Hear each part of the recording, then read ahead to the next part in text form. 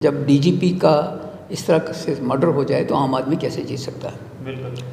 अब आ जाइए, आपने जो कहा कि होम मिनिस्टर साहब आए हैं, तो होम मिनिस्टर साहब भी मुझे लगता है कि असली इश्यूज़ को छोड़ के बोल भलैयों में लोगों को फंसा रहे हैं। थिएटर खोलने से तो कोई मसला हल होगा नहीं, बल्कि उससे कई बुराइयां जन्म लेंगी। जी।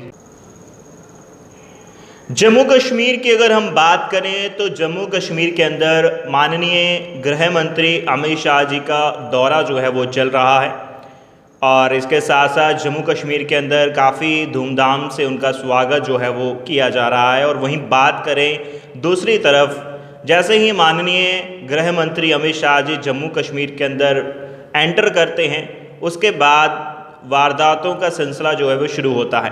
पहले बात करें, उधमपुर के अंदर 2 ब्लास्ट देखे गए और उसके बाद की मैं आप बात करूं, डीजी प्रिजन लाहौरिया जी, जिनकी फ़िलहाल एक दुखद मृत्यु हुई है, उनको मारा गया है, उसके ऊपर काम जो है वो चल रहा है, इन्वेस्टिगेशन जो है वो चल रही है, बहुत ही दुखद है।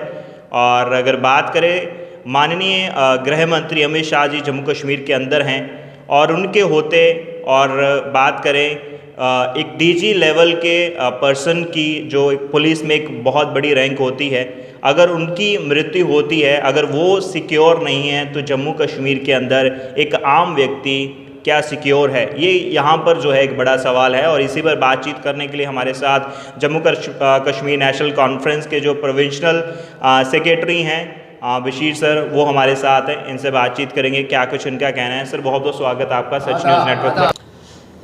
हाँ, पहली बात यह है कि जो आपने कहा कि होम मिनिस्टर साहब आए हैं, और होम मिनिस्टर के साहब के आने की चर्चा बड़े दिनों से थी जी।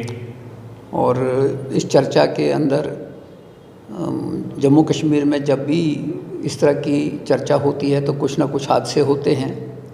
और आपने ठीक कहा कि उधमपुर का वाक़ा हुआ, वहाँ ज़ख्मी हुए लोग, और उसमें सिक्योरिटी फोर्सेस काम कर रही हैं, उन्होंने पकड़ भी लिया है।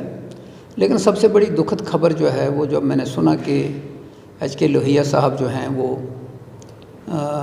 उनको मार दिया गया है, और बड़ी मिस्टीरियस सी डेथ है ये। जी जी बिल्कुल।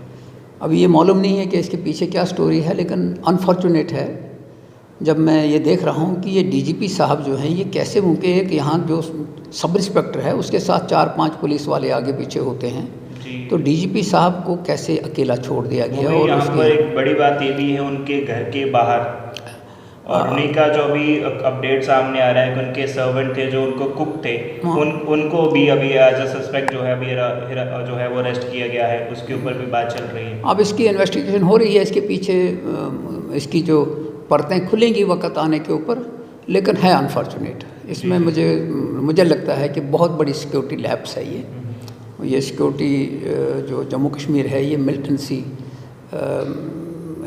इन्फेक्टेड स्टेट है। ये पिछले 32 साल से हम इसको झेल रहे हैं, तो यहाँ आम आदमी इस हिसाब से कैसे जी सकता है। जब DGP का इस तरह से मर्डर हो जाए तो आम आदमी कैसे जी सकता है। बिल्कुल।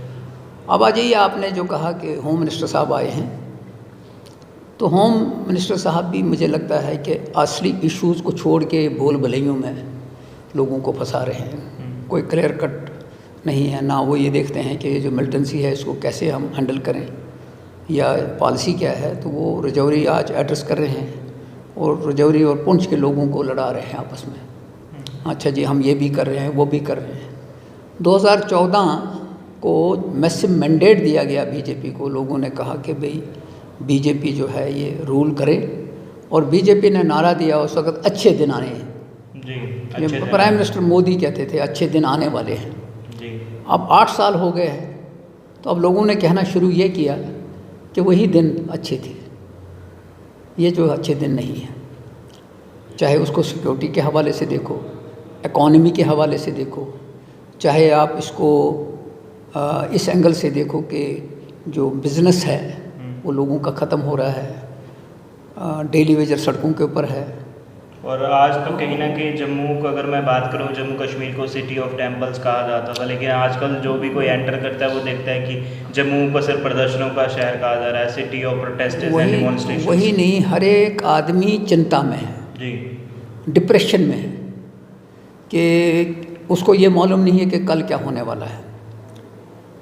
तो मैं समझता हूँ कि मैं आपके माध्यम से ये कहना चाहता हूँ कि एडमिनिस्ट्रेशन भी इस चीज़ का नोटिस ले, और मैं अमित शाह साहब को आपके माध्यम से कहना चाहता हूँ कि यहाँ ड्रग्स का चलन बहुत ज़्यादा हो गया है, क्राइम रेट बढ़ रहा है, नौजवान डिप्रेशन में जा रहे हैं। इसका क्या कारण देखते हैं सर आप? Miss governance. गवर्नेंस का मतलब होता है कि इन्होंने बहुत वादे किए लेकिन बाद में कहा जी ये जुमले थे। तो ये साबित हो रहा है कि ड्रीम मर्चेंट हैं, सपने दिखाते हैं। तो सपने दिखाते दिखाते लोग फिर उस सपने दिखाते दिखते कहीं और पहुंच जाते हैं।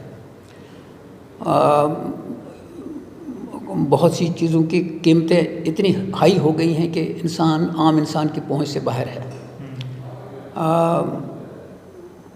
मैं ये समझता हूँ कि गवर्नमेंट वही अच्छी होती है जो ये सोच के चले कि एक बैलेंस बना के कि गरीब भी जिए और अमीर भी जिए। और मैं ये समझता हूँ कि ये जो गवर्नमेंट है ये सिर्फ अंबानी और अडानी की गवर्नमेंट है। इनके फैसले सिर्फ अंबानी और अडानी को खुश कर सकते हैं, बाकी का ये इनको परवाह नहीं है। क्योंकि 5 अगस्त 2019 के बाद जब इन्होंने फैसले लिए तो आज जम्मू के लोग भी ठगा हुआ महसूस कर रहे हैं। आप जाइए रघुनाथ बाज़ार में जाइए, दुकानदार से पूछिए उसकी हालत क्या है। होटल में जाइए, उनको पूछिए कि तुम्हारी हालत क्या है। बिजली का बिल दे नहीं पा रहे हैं, पानी का बिल नहीं दे पा रहे हैं। मुलाजम जो थे उनको छांटी की जा रही है।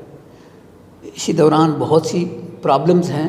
किस किस प्रॉब्लम को डिस्कस करें ये कहना मुश्किल है। लेकिन गवर्नमेंट ऑफ इंडिया या जो बीजेपी गवर्नमेंट है वो सिर्फ ये समझती है कि वो खुश हैं तो सब खुश होंगे। वो खुश इसलिए हैं कि उनके जो चेले चांटे हैं वो अपने हिसाब से चल रहे हैं। अब ये स्कैम हो रहा है। मुलाजमों को, नौजवानों को, पढ़े लिखे नौजवानों को ये उम्मीद थी कि चलो जी नौकरियां निकलेंगी, तो उसमें एक स्कैम बंद होता है तो दूसरा शुरू होता है, दूसरा बंद होता है तो तीसरा शुरू होता है। जितने भी आप इन्होंने ये किए हैं ये कहते हैं जी बड़े ट्रांसपेरेंट हैं हम। तो ट्रांसपेरेंट यही है कि उन्होंने 40-40 लाख रुपया सब इंस्पेक्टर के मामले में है, और ये तार कहीं पॉलिटिकल लोगों के साथ भी जुड़े हैं। लेकिन अब इसके ऊपर ये पर्दा पाने की कोशिश कर रहे हैं, वो सामने अभी आ नहीं रहा है। बस कहा जा तो रहा है, इंक्वायरी है। अच्छा, लॉलीपॉप पे लाली दे जा रहे हैं। तो इसलिए मैं समझता हूँ कि होम मिनिस्टर साहब जम्मू कश्मीर में हैं, वो इन चीज़ों का नोटिस लें। गुज्जर और पहाड़ियों को लड़ा के अब मारना चाहते हैं ये। अभी मुझे नहीं मालूम है उन्होंने क्या फैसला वहाँ क्या कहा क्या नहीं कहा। लेकिन अभी जो उनकी रैली जो संबोधित करी है रजौरी के अंदर, उन्होंने कहा है कि जो फाइल है वो पहुँच गई है सेंटर में, उस पे बात चल रही है, मीटिंग हो रही है, आने वाले टाइम में हो जाएगा। ये बात जो है ना, ये लॉलीपॉप है। ये बात तो दिल्ली में भी कैसे ये कही जा सकती थी। उसके लिए रजौरी आना ज़रूरी था, बहुत बड़ी गैदरिंग करना ज़रूरी था। जितना गैदरिंग के ऊपर खर्चा किया ये किसी गरीब के काम आता। इतनी रैलियां करके लोगों को इकट्ठा करके कि जी अच्छा जी आओ जी।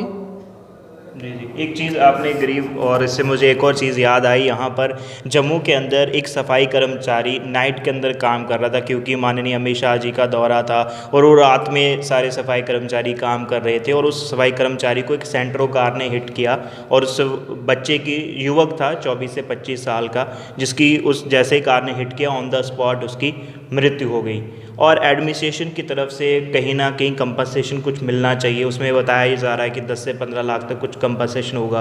क्या लगता है एक जान की कीमत, जो सफाई कर्मचारी बिल्कुल लो लेवल का एक वर्कर था, उसकी कीमत से 10 से 15 लाख तक की है, कैसे देखते हैं आप इसको? पहली बात है कि एक आदमी जब इस दुनिया से चला जाता है उसकी कोई कीमत नहीं होती है।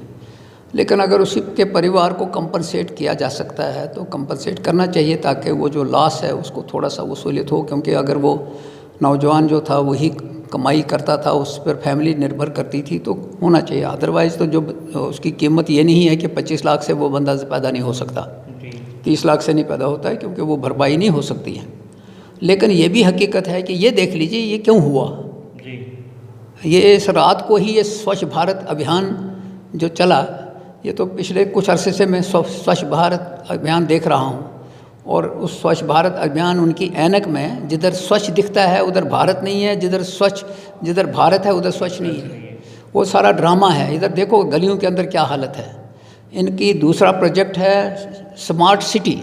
स्मार्ट सिटी में दीवारों के ऊपर पेंट हो रहा है, जो अब पेंट से कोई मसला नहीं हल होगा। जम्मू की रिक्वायरमेंट क्या है? जम्मू इनके जहन में जम्मू एयरपोर्ट से लेकर राजभवन तक है, इनको बाकी जम्मू नज़र नहीं आता है। जम्मू की सड़कों की हालत नज़र नहीं आती है। इसमें प्रायोरिटी फिक्स की जानी चाहिए थी। पैसा आया, इसमें कोई शक नहीं है, स्मार्ट सिटी के नाम पे आया, क्योंकि जब ये आए शुरू में स्मार्ट सिटी कहीं 2012 में, 2015 में शायद स्टार्ट किया था, तो 2022 में अब वो चल पड़ा है। लेकिन स्मार्ट सिटी करते वक्त 2-3 चीज़ों की तरफ इनकी तवज्जो जानी चाहिए थी, उधर नहीं गई। इन्होंने पेंट करना शुरू कर दिया। दीवारों के पेंट करने से कोई मसला नहीं, दीवार बनाना पहले ज़रूरी है ना, कि बनी हुई दीवार को पेंट करना कोई आसान बात नहीं, वो मतलब कोई मुश्किल काम नहीं है। रोड बनाना बड़ा ज़रूरी है, रोड के ऊपर फिर पॉलिश नहीं किया जा सकता। जी। और फिर से सर यहाँ पर एक चीज़ और, फिर वापस उसी पे मैं आऊँगा। सफाई कर्मचारी की जो मृत्यु हुई, कुछ लोगों का बीच में ये भी कहना है कि अमित शाह जी यहाँ पर आए हैं, उनके कितने सारे अलग जगह पे होल्डिंग्स लगाए गए हैं, बड़े बड़े फ्लैग्स लगाए गए हैं, बैनर्स लगाए गए हैं, जम्मू के अंदर, रजौरी के अंदर, बडगाम के अंदर, इतनी जगह पे लगाए गए, कितना खर्चा किया गया है।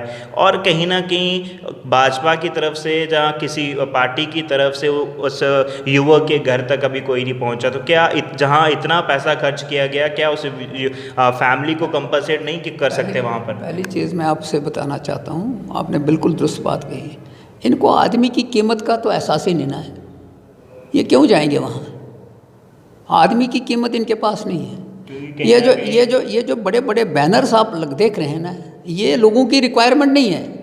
अमित शाह की पहचान सिर्फ बड़े बड़े बैनर से नहीं हो सकती है।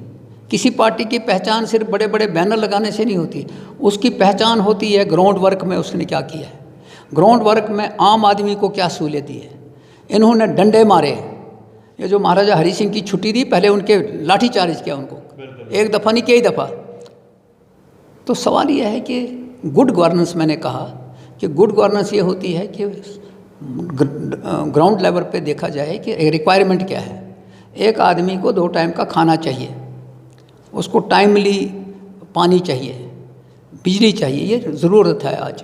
अगर वो पूरी नहीं होती है तो आप उसको शाम को टेलीविज़न के ऊपर बड़ा फ़ोटो दिखा दीजिए, उससे तो कोई मसला हल नहीं ना होगा। इनकी स्कीमें बहुत सी ऐसी हैं जो इनकी अपनी नहीं है, वो पिछली गवर्नमेंट मनमोहन सरकार की, उसके नाम तब्दील करके उनको आगे उन्होंने लाया है। लेकिन हम कहते हैं कि चलो कोई बात नहीं है, उस ज़माने में वो ठीक नहीं थी, उनका नाम चेंज करके ठीक हो गए तो अच्छी बात है। मगर सवाल यह है, जो आपने कहा कि एक आदमी की जान चली गई, बीजेपी वाले जाके ही नहीं बल्कि उस पूरी मदद करनी चाहिए उस फैमिली की, लेकिन फिक्र किसको है? आदमी की कीमत इनके पास नहीं है। वहीं एडमिनिस्ट्रेशन की तरफ से भी ये कहा गया, अगर इस जम्मू म्यूनसिपल कॉर्पोरेशन की बात करें तो मैनेजमेंट ने ये डिसाइड किया कि उन फैमिली को कंपनसेट, उन्होंने भी तब डिसाइड किया जब पूरे सफाई कर्मचारी इकट्ठे हुए, तब तक नहीं किया। डिसाइड किया कि कुछ ना कुछ हम उनको देंगे, वो भी हम अपनी जेब से नहीं देंगे, जो परमानेंट सफाई कर्मचारी हैं उनकी वेजेस जो है, हाँ जी, पर डे का जो वेजेस है वो काटा जाएगा और उसमें से उनकी फैमिली को जो है वो कंपनसेट किया जाएगा। एडमिनिस्ट्रेशन की तरफ से, जम्मू म्यूनसिपल कॉर्पोरेशन की जो एडमिनिस्ट्रेशन, उनकी तरफ से कुछ नहीं दिया जाएगा। जो सफाई कर्मचारी हैं उनकी एक डे का वेजेस काटा जाएगा और उसमें से दिया जाएगा। वही मैं आपको बताता हूँ कि 2014 में जब मैसिव मैंडेट मिला, उसके बाद 2019 में भी मैसिव मैंडेट दिया गया जी। धर्म के नाम पे राजनीति करने वाले कुछ अर्सा तक तो खुश रह सकते हैं, लेकिन हमेशा नहीं रह सकते जी। जो वोट धर्म की राजनीति के ऊपर देते हैं उनका हाल यही होता है कि वो जो उस राजनीति के ऊपर खड़े होते हैं वो इसी जगह पे फेल हो जाते हैं। ज़रूरत इस बात की है कि रिक्वायरमेंट ग्राउंड लेवल के ऊपर क्या है उसको पूरा किया जाना चाहिए, उसी से लोगों को पता लगेगा कि ये सरकार हमारे लिए है। इनकी पॉलिसी मैं आपको बताता हूँ, क्योंकि आपने ये बात की कि इन्होंने इस जेब से निकाला, इस जेब में डाला, उन्हीं की जेब में से निकाला, उन्हीं की जेब में डाला। और उसमें भी कुछ लोग तो ये बता रहे हैं कि जितना ये अमाउंट बोल रहे हैं हमने फैमिली को देना है, उससे ज़्यादा वर्कर हैं और वेजेस भी उससे ज़्यादा बनते हैं, तो बाकी पैसा भी ये अपनी जेब में डाल रहे हैं, सिर्फ उतना ही दे रहे हैं। इसीलिए मैं ये कह रहा हूँ कि ये सौदागर, सपनों के सौदागर हैं। ये फील्ड में इनको कोई पसंद नहीं करता है, लेकिन मजबूर है, लोग बोल नहीं सकते हैं। और लोगों को ये भी पता है कि आप बोलेंगे तो किसके सामने बोलेंगे, क्योंकि वो सुनने के लिए कोई तैयार नहीं है। अगर आप किसी जगह पे धरना देते हैं तो उसी वक्त पुलिस वाले आके डंडों से आपको हटा देते हैं। आपको अभी परसों की बात है, यूनिवर्सिटी, जम्मू यूनिवर्सिटी में एक प्रोफेसर की डेथ हो गई, वो चंद्रशेखर की। उसमें यूनिवर्सिटी के जो स्टाफ है वो भी हड़ताल पे है, ये जो लड़के हैं वो भी प्रोटेस्ट कर रहे हैं। उन लड़कों के ऊपर केस डाल दिया जी। भाई जब वो पीसफुल प्रोटेस्ट कर रहे हैं तो क्यों पकड़ रहे हो आप? अच्छा जब या तो वायलेंस हुआ है तो चलो ठीक बात है, मतलब यहाँ पीसफुल प्रोटेस्ट करने की भी इजाज़त नहीं है। इनके जहन में जो आज़ादी है वो ये है कि आप एक आदमी के मुंह पे पट्टी भी बांध दो, हाथ पांव जकड़ दो, पीछे बांध लो रस्सी से, और उसके बाद उसको कहो कि तुम आज़ाद हो, बोलना क्या बोलना चाहते हो। तो आज़ादी का तस्वर इनका ये है जी।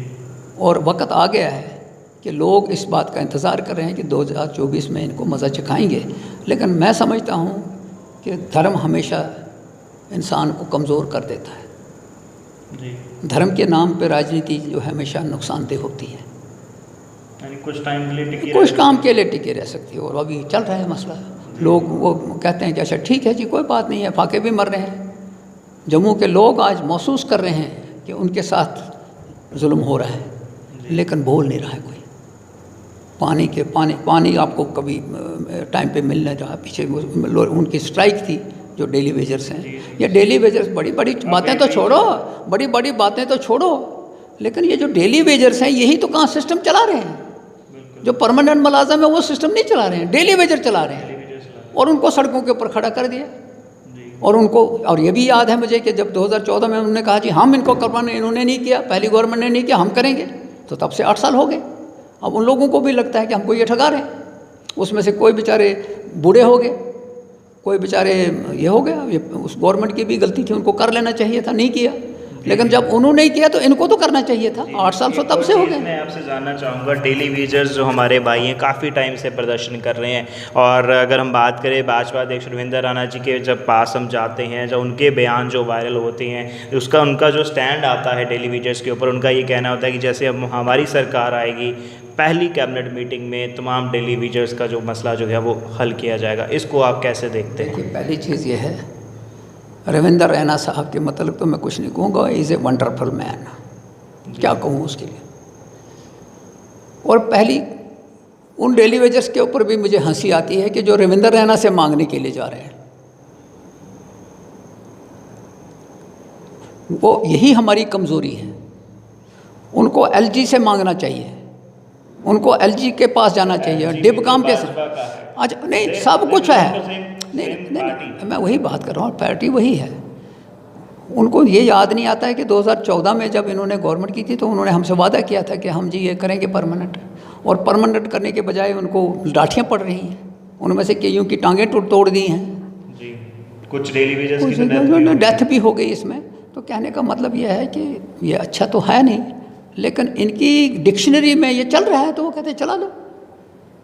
वो सोचते हैं कि 2014 में भी कोई फितना करके तो करा देंगे। लेकिन मैं आपके माध्यम से लोगों को कहना चाहता हूँ कि धर्म की राजनीति हमको नहीं बचाएगी। इस मुल्क को अगर बचाएगा तो सेकुलर सिस्टम बचाएगा। हर एक आदमी को ये हक है कि वो अपना धर्म अपने हिसाब से चलाए और मुल्क की खिदमत करे। वो यही हमें सेकुलरिज्म सिखाता है। जी, एट द एंड सर मैं जानना चाहूँगा कुछ बेनिफिट्स आप बताएं मुझे, क्योंकि हर बार जब भी हम किसी पॉलिटिशियन से हम बात करते हैं तो लोगों जब लाइव सेशन में लोग कमेंट्स करते हैं, और थोड़ा सा मैं ध्यान देता हूँ उसके ऊपर, और लोगों ने हर बार ये लिखते हैं कि रिमूवल ऑफ 370 हुआ है, 35A रिमूवल हुआ है, तो क्या बेनिफिट ग्राउंड लेवल पर नज़र आया? As a JKNC senior leader आप कैसे देखते हैं इसको? देखिए पहली बात यह है कि आपने बड़ा अच्छा सवाल किया।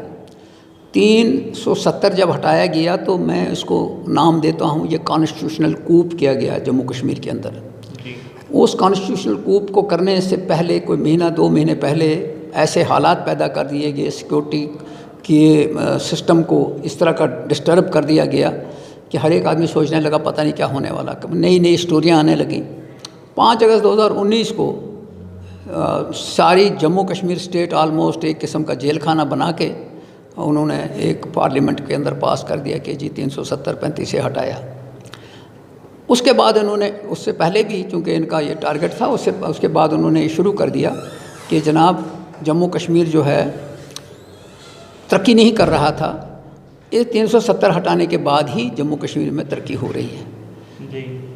मैं बड़े दावे से कहता हूँ कि 370 की वजह से जम्मू कश्मीर जो था वो एक स्पेशल स्टेटस था, उसमें भी बहुत सी चीज़ें हो गई थी, लेकिन फिर भी 3 चीज़ें तब भी हो सकें जब 370 था। एक, यहाँ लैंड टू द टिलर किया गया और लैंड मैनेजमेंट अच्छा हुआ। लैंड मैनेजमेंट के वजह से हर एक आदमी की अपनी छत है, अपना मकान है और वो अपने हिसाब से जी रहा है। ये बिहार और यूपी की तरह नहीं है, बल्कि पंजाब के अंदर भी आपको मिलेंगे कि अगर आपको किसी जगह के ऊपर अगर आपको मिलते हैं 1000 की पॉपुलेशन है तो 2000 पाइपों में है, पुलों के नीचे है। आपको जम्मू कश्मीर में नहीं मिलेगी। ये 370 की वजह से है। 370 की वजह से दूसरा था कि 2014 में जो हमारा अनएम्प्लॉयमेंट का ग्राफ था वो सिर्फ 7% था, आज 24% है। आज हम 24% से भी क्रॉस कर रहे हैं। उसके साथ साथ और बहुत सी चीज़ें हैं। ये जो लैंड मैनेजमेंट और उसके बाद शिकायत थी, इसकी वजह से 370 के और 35A की वजह से यहाँ जो रिफ्यूजी थे, क्या नाम है, पाकिस्तान के, वेस्ट पाकिस्तान रिफ्यूजी थे, उनको वो जो पार्लियामेंट के लिए वोट करते थे, असेंबली के लिए नहीं करते थे, लेकिन उनमें से भी कोई भी बंदा टेंट में नहीं रह रहा है। वो भी अच्छे अच्छे मकानों में रह रहे हैं और अच्छी अच्छी क्या नाम है अपना सिस्टम चला रहे हैं। उनमें से भी मुझे बताए कोई कि क्या उनमें से कोई बंदा टेंट में रह रहा है। वाल्मीकिस हैं, वो भी मकानों में रह रहे हैं। ये जो गोरखास हैं वो भी में थोड़े ही थे लेकिन हैं, तो वो सेटलमेंट किया जा सकता था। 370 हटा के इन्होंने बहुत बड़ा ब्लंडर किया है। ये जम्मू कश्मीर के लोगों को आने वाले 10, 12 या 20 वर्षों के बाद एहसास होगा कि ये क्या हुआ है, अभी नहीं होगा। ये स्टेट एक यूनिक स्टेट थी। महाराजा गुलाब सिंह ने इस स्टेट को गिलगित, होंजा और उधर जो सरहद मिलती थी अफ़गानिस्तान से, इधर चाइना से, इधर उस वक़्त पाकिस्तान से, पाकिस्तान तो बाद में बना, ये बहुत बड़ी रियासत थी। इस रियासत को इन्होंने तोड़ दिया और यूटी बनाया। यूटी जो है वो एक म्यूनिसिपल कॉरपोरेशन की तरह है। म्यूनिसिपल कॉरपोरेशन अपना फैसला ले सकती है, यूटी का कोई बंदा अपना फैसला नहीं ले सकता। चलो इनके दौर में ये भी देख लिया, हिस्ट्री लिखेंगे कि जनाब स्टेट को यूटी बनाया। यूटी को हमने स्टेट बनते देखा है, स्टेट को यूटी बनते नहीं देखा है। तो इसीलिए मैंने कहा कि ये ख्वाबों के सौदागर हैं, ख्वाब दिखाते हैं। लद्दाख को अलग कर दिया, उनको तो असेंबली भी नहीं है। तो यहाँ तो अभी कहते हैं कि ये असेंबली आपको देंगे, वो देते देते कब देंगे अभी कोई पता नहीं। ख्वाब की बात करें तो मैंने कहा एक बहुत वायरल जो डायलॉग है, माननीय, फिर मैं आऊँगा भाजपा अरविंदर राणा जी का, भाजपा 50 पार, लखनपुर पार, क्या कहेंगे इस पर? उसमें भी ये माहिर है। लोगों का जो आपके साथ मैं बात कर रहा हूँ, लोगों का मिजाज में तो ऐसी बात नज़र नहीं आ रही है जो रविंदर राणा जी कहते हैं। तो ऐसा भी तो हो सकता है कि उन्होंने पहले ही मशीनें बंद करके रख दी हों, सिर्फ खोलनी है उसी दिन। ऐसा भी तो हो सकता है।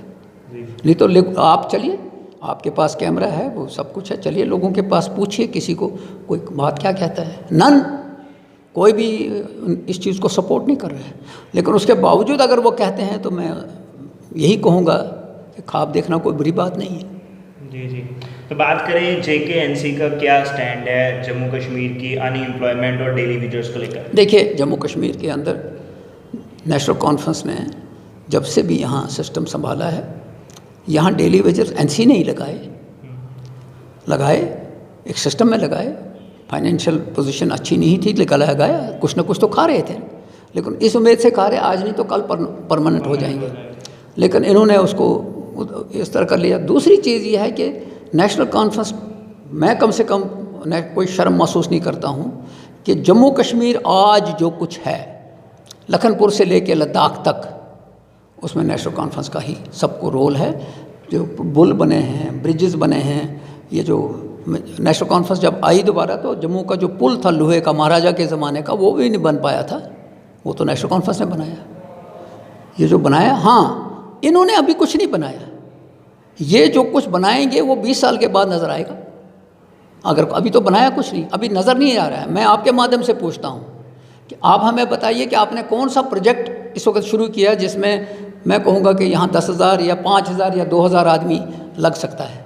हाँ ये कहते हैं हाँ इन्वेस्टमेंट आ रही है, कहाँ है अभी कोई पता नहीं। थिएटर शुरू किया है, सिनेमा थिएटर। देखिए थिएटर वैसे ही, थिएटर की मैं वैसे ही आपसे बात करूँगा कि जिस तरह ये दीवारों के ऊपर पेंट हो रहा है वैसे ही थिएटर खोल दीजिए।